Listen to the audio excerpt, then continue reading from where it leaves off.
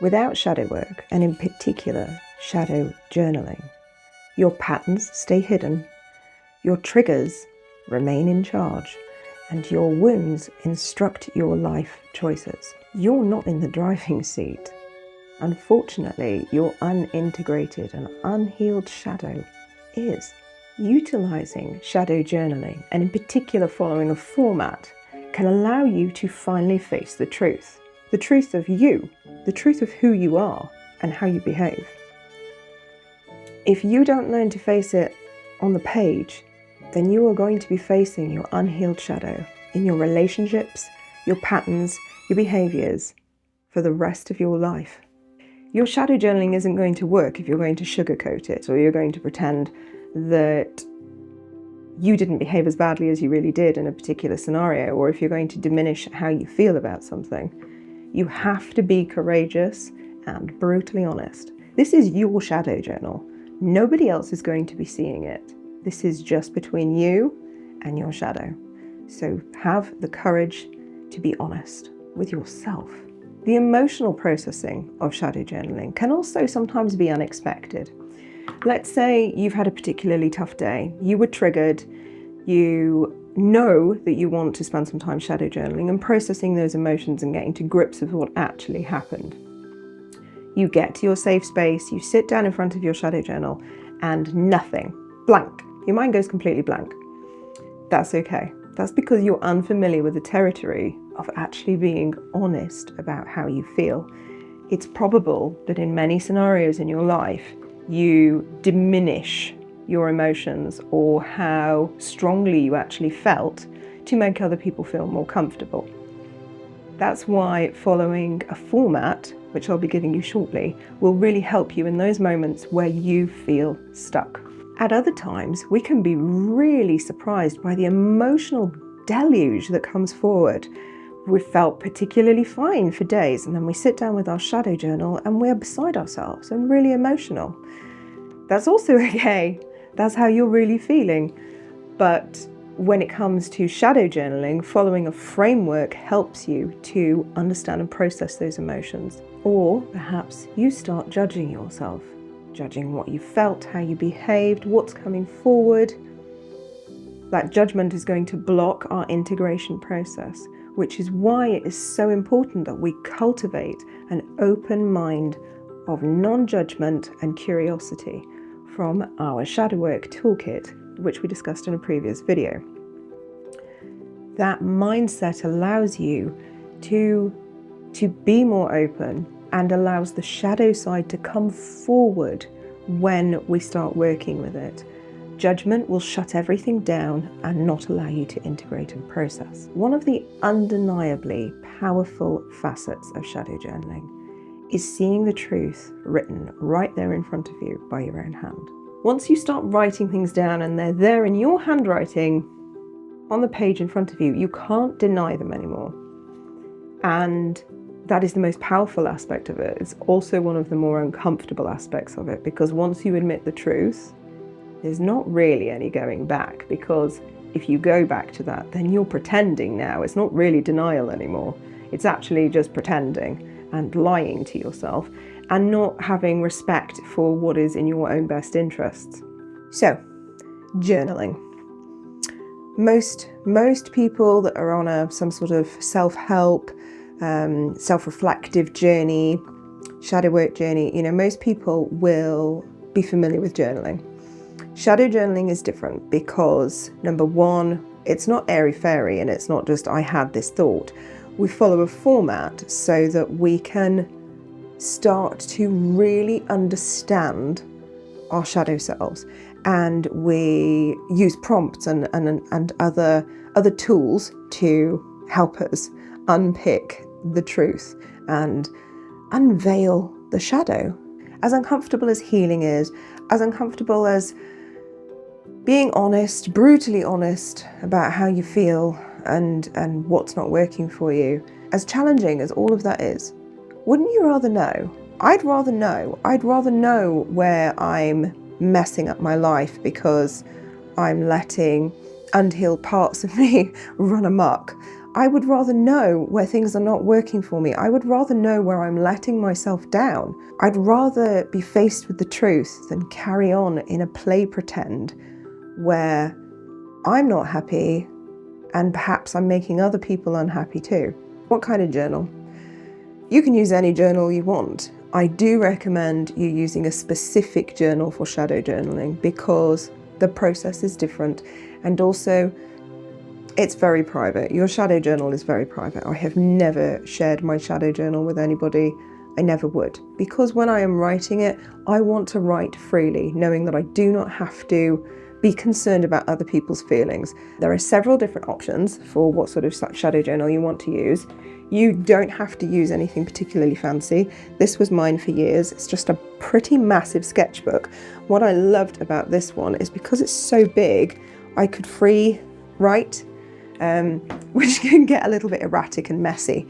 There's no structure, there's no lines on the pages in there. So I could just really write it all down in a scrawl, and that's fine because it's a big page and you can just really go for it. My current shadow work journal is very pretty, very shadowy, very Scorpion.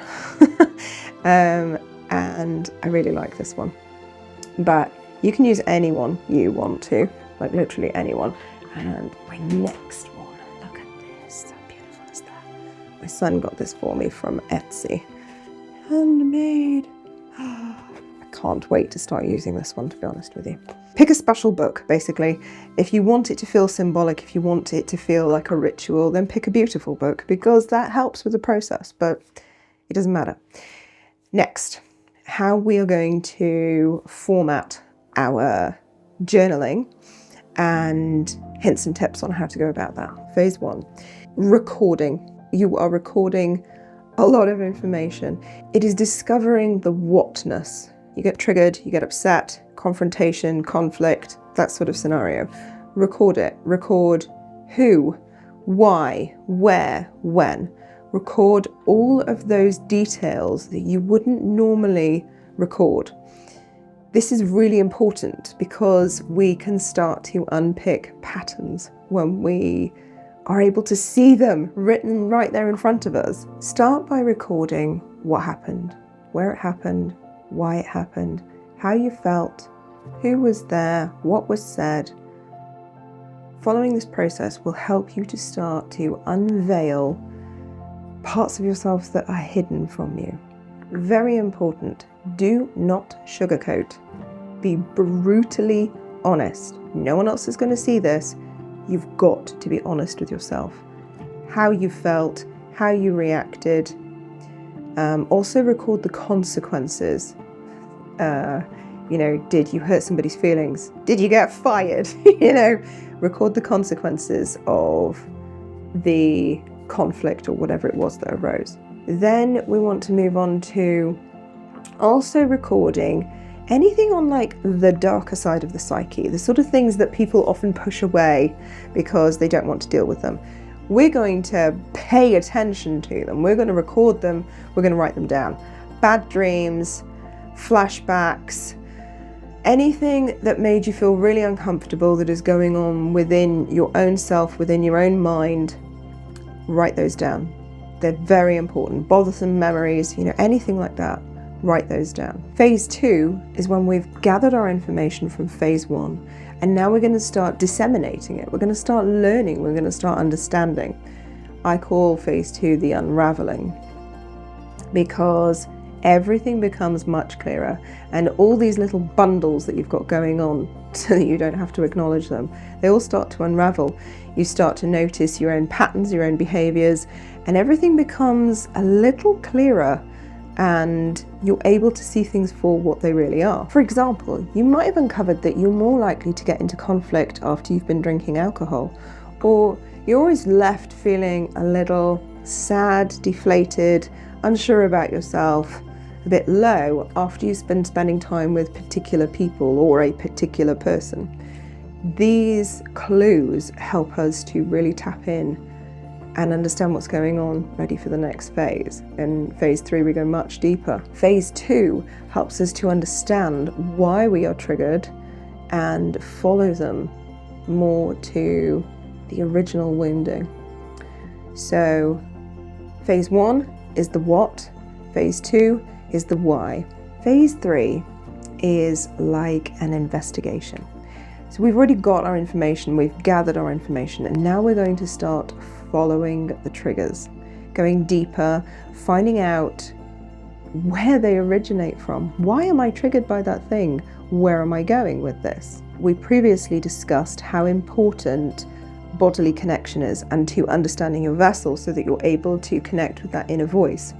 But it's really important for phase 3 that you have some sort of self-communication, because we want to ask ourselves, where did this trigger come from? What's the origin of this wound? Being able to hear your own inner voice makes that process all the easier.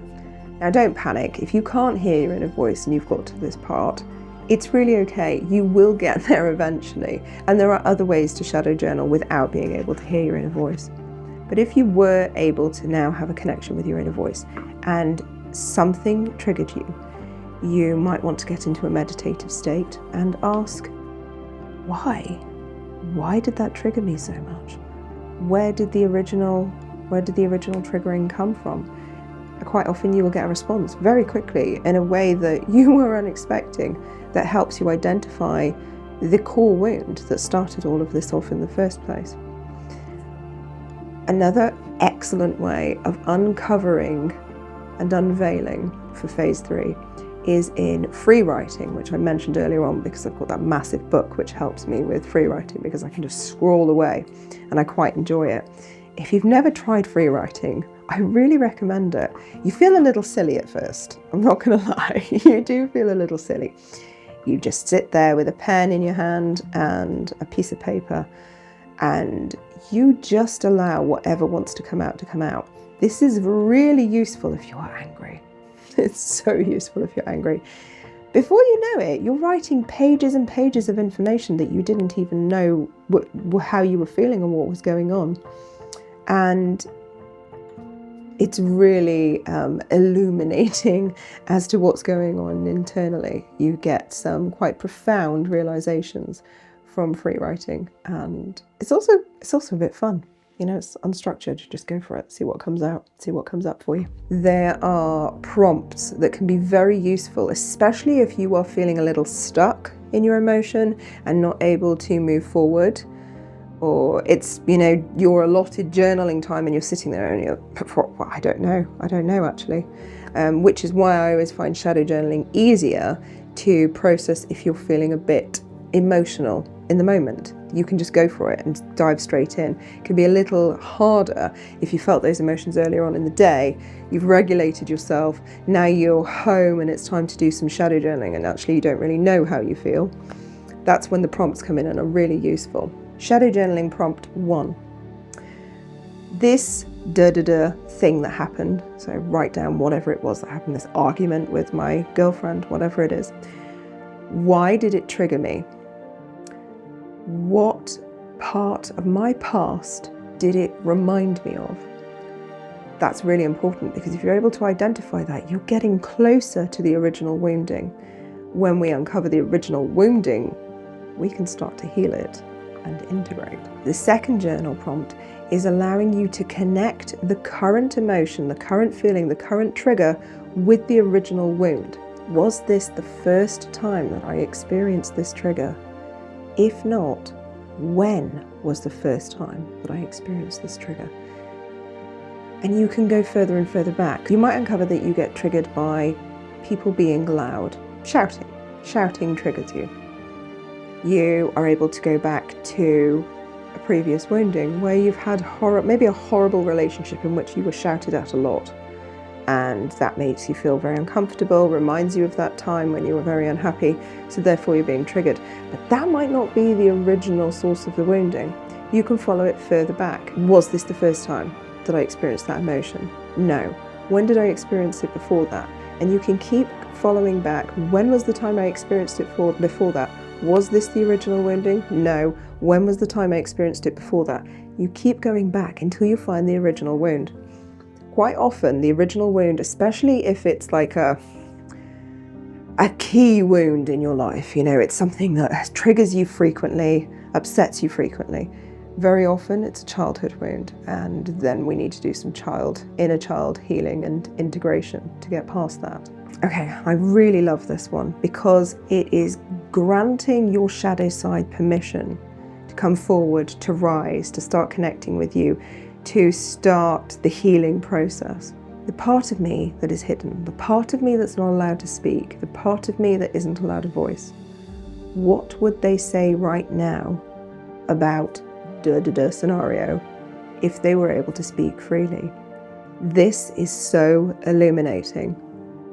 This journal prompt will give you so much information and take you quite far back and really allow you to get to grips with the unhealed aspects and the wounds that are asking for your attention. Another very illuminating journal prompt is, what is the hidden part of me, the shadow part of me, whatever you want to call it? What is that part of me trying to protect me from? That's really important. When we're triggered, we can act quite volatilely, quite defensive, maybe a bit aggressive. All of those behaviors are you trying to protect yourself from something that really hurt, that isn't healed from your past. This question can tell you what that was. And then the integration aspect of the journal prompt. What do I need to do to allow that part of me to heal? Now, you'll get answers, especially if you followed this format and you've gone through phase 1 and phase 2 and you're now at phase 3, you will get answers. And then it's up to you to act on them. Very often, it's the uncomfortable, challenging thing that you've been avoiding is what it is that you need to do. But like I said previously, it's written there in black and white right in front of you. You can't really deny it anymore. That is my 3-phase framework for shadow journaling, designed to help you find the shadow work process easier, to get the results that you actually want at the end of this process, rather than just hurting for no reason. We're doing this for a reason. We have an outcome in mind, and the outcome is healing and integration. Phase 1, patterns unfold. Phase 2, triggers are identified. Phase 3, we follow the triggers to find the original wound. A lot of those original wounds, unfortunately, stem from childhood. There's no shade around this. I've never met anybody that doesn't have an inner child wound, regardless of how fantastic their parenting was, regardless of how fantastic their school was. We all have inner child wounds that need our attention, need our healing, and want to be integrated into the whole. That's the whole purpose of this journey. Our next video will be inner child healing. And I really look forward to diving into that one with you and supporting you on the most important journey of your life. Until next time.